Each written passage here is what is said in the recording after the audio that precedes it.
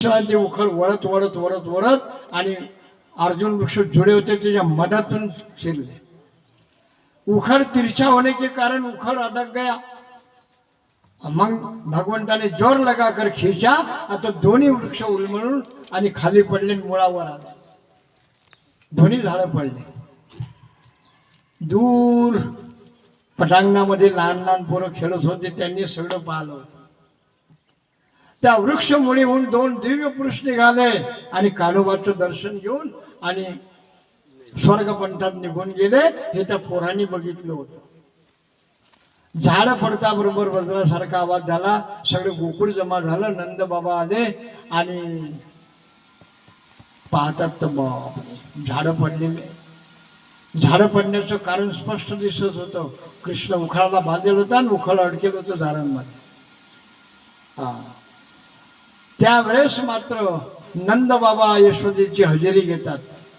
बोलतात नंद बाबा, यशोदे मला लय मोठे लेकर आहेत का?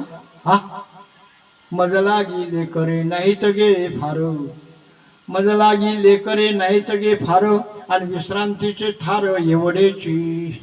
यशोदे माझ्या अनाथाचं एवढंच आथरून पांघरून आहे, माझ्या आंधळ्याची एवढीच एक काठी आहे ग यशोदे। हा, नासू दे गे याला दे दूध लोणी, याला किती देवचा नाश करू दे, तुला बोलायचं नाही। आज म्हणे झाडं अंगावर पडले असते, डाग लागले असते, काय पाहायला मिळालं असतं सांग बरं आता। हा, म्हणजे याप्रमाणे आजपासून बोलशी कठीण तरी देईन हा प्राण तुझवरी। तू कृष्णाला नुसती खेकावून बोलली तर मी माझा जीव ठेवणार नाही। त्यावेळी सुंदर सुंदर रेडे भगवान आणि देई आशिष्टन भुकेला हा गोपाल कृष्ण भक्त। एवढं प्रेम होतं नंद बाबाचं। यशोदे कृष्णाला नुसती खेकावून बोलली, तू दरडावून ना, मी माझा जीव ठेवणार नाही आता। त्यावेळी नेमकंच भगवान रडायला लागले। स्पुंद स्पुंदवनी तेव्हा रडे भगवान आणि देई आशिष्टन भुकेला। यशोदे काचा बांधला तुला? त्याला भूक लागली असेल, तो रडून राहिला। हो, ते पोरं सांगत, वृक्षमुळीहून दोन पुरुष निघती आणि पाया ते लागती कान्होबाच्या। पोरं म्हणत या वृक्षाच्या मुळावरून दोन दिव्य पुरुष निघाले, कान्होबाच्या पाया पडले आणि स्वर्गपंथात निघून गेले। आपण लहान मुलं अज्ञानी होण्याचं कारण त्यांच्याकडून लक्ष देत नाही। बरोबर सांगत ते।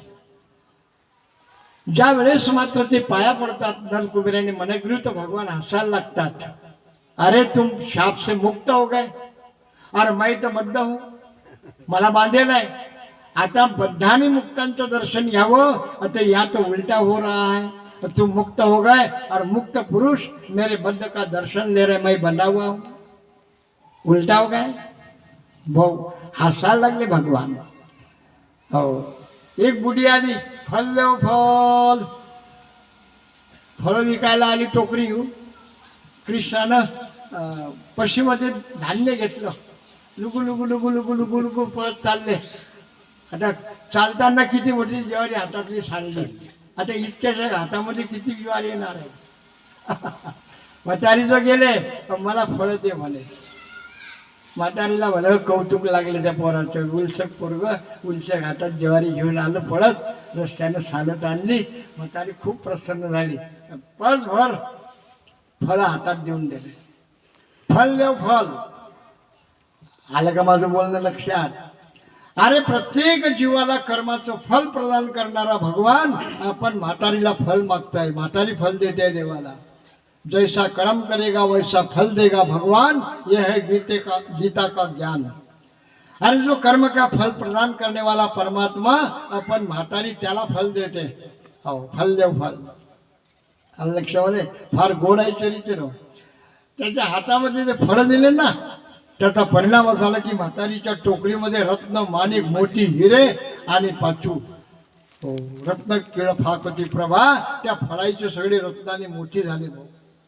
लक्षामध्ये याप्रमाणे भगवान असं चरित्र करत असताना आणि नंद बाबांनी त्याला सोडलं उखडाचं आणि यशोदेने आणि स्तनपान केलं। आणि त्यावेळेस त्यांनी सांगितलं की बा एक चांगला ज्योतिषी बोलवावा आणि आधी भले संकट येतात, एकाहून एक संकट येते लक्षामध्ये. वत्सासूर आणि बकासुराचा वध केला. हे रूपे सोंग सारिले अनंत पुढेही बहुते करणे आहे. कारण या अवतारामध्ये अशी उत्तम व्यवस्था होती की शत्रूवर चाल करून जायचं काहीच काम नाही. शत्रूच घरी आपाप ये, नाही तर कामाचे नाही ते क्रोधाचे कैसा ते कैसे भांडण रे. रामगडाची एवढी मोठी म्हणून लंके पेने रे 100 योजना तो पूल बांधा लागला त्या समुद्रावर. सर्व सैन्य उतारावं लागलं तिकडे आणि मग रावणाला मारावं लागलं.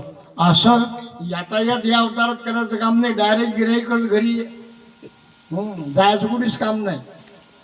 याप्रमाणे एक एक करून जेवढे अनुचर कंसाने पाठवले तेवढे सर्व मारले. यद गत्वा निर्वधन्ते तद्धाम परम मम.